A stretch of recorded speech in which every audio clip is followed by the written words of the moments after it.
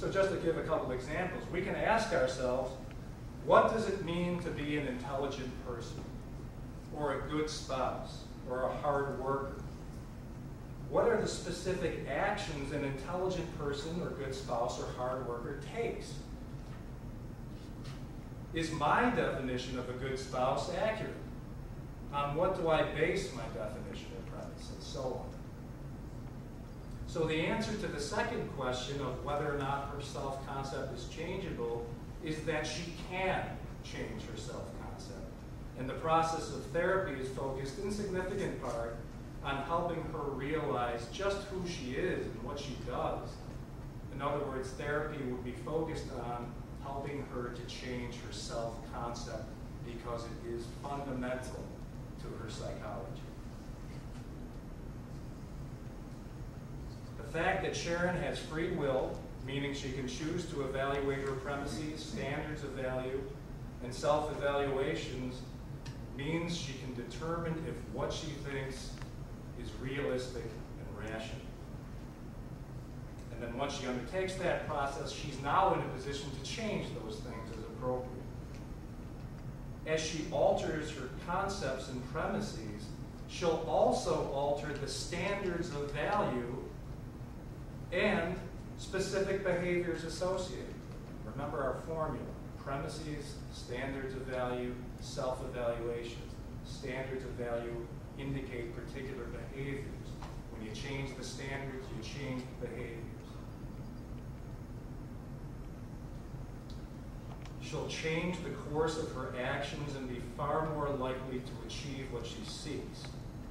In short, by changing her self-concept, Sharon also changes the possibilities or options open to her. Now, I submit that this last point is the most crucial and important in understanding the psychological value of a self-concept. Recall that I mentioned much earlier in this talk that concepts imply possibilities.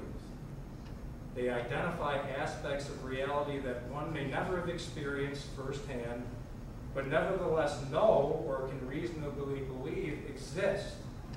Concepts imply options. So how does this apply to a self-concept? If someone views himself as unintelligent and unattractive, how broad is the range of possibilities open to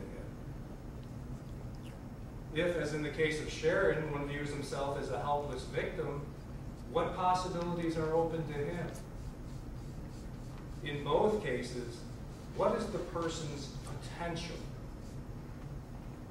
The answer is obvious. In either case, the person's options, choices, and by extension, his potential in life are extremely limited. Ladies and gentlemen, the psychological value of a self-concept is this: one self-concept equals one's self-potential. As stated earlier, if one is a helpless victim, then one's position can only be hopeless. Such a person has no choice. This situation, while tragic, is even more so when the evaluation of oneself and related self-concept is wrong or mistaken. It's one thing to have real mental and or physical limitations that significantly reduce one's possibilities in life, but it's quite another when a person thinks this is the case, but it's not true. In the first case, the limitations exist realistically. In the second, they exist psychologically. Now, the good news is that such psychological limitations can be overcome.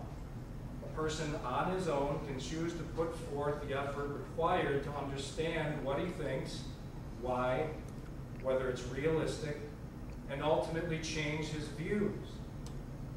Now, if he has difficulty accomplishing this on his own, which, by the way, is not proof of his ineptitude, because this can be a very difficult process, changing your self-concept, he can enlist the help of a good psychologist or other type of therapist.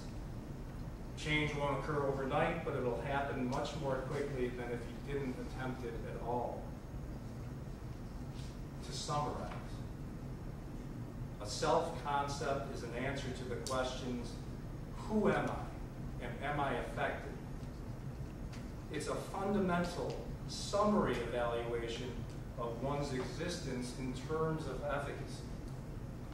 It's based on premises each of us hold, which set standards of value in courses of action toward achieving some goal. It defines the quality and efficacy of the relationship between one's mind and body, particularly in one's productive endeavors, including relationships. A self-concept is one's self-potential. In this regard, I'm reminded of the story told by Captain Winston Scott, who came to Founders College for the opening ceremony and gave a talk, 2 talks actually. For those who either weren't here or don't know Captain Scott, he's an astronaut, and I think an engineer and a number of other things. But he entered undergraduate school as a musician. That's what he went to undergraduate college for, and that was his sole focus. However, he described how walking across the campus one day, he had the sudden realization that he did not have to just be a musician. In his words, he realized, quote, I can do anything I want. Now, I haven't had the opportunity yet to discuss this more with him, but my speculation is that his realization was a result of doing the things just described.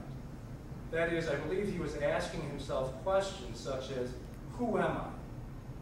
What do I want in life? What am I interested in? Do I have to just be a musician? What are the possibilities open to me? As a result of his thinking and probably some other significant events, the answer occurred to him almost as a revelation. I can do anything I want. In terms of this talk, Captain Scott had a significant shift in his self-concept, and therefore his self-potential. However it happened, from that point on, he saw the world as open to him, as teeming with possibilities, and all he had to do was pursue those that interested him most. So to the students of Founders College, I'd say take a lesson from Captain Scott. Ask yourself all of those fundamental questions, and don't be discouraged if the answers don't come right away. They will. What I strongly believe each of you will discover is that the world is open to you, that your self-potential can take you virtually anywhere you want to go. And I can think of no better doorway to the world of self-discovery and self-potential than Founders College.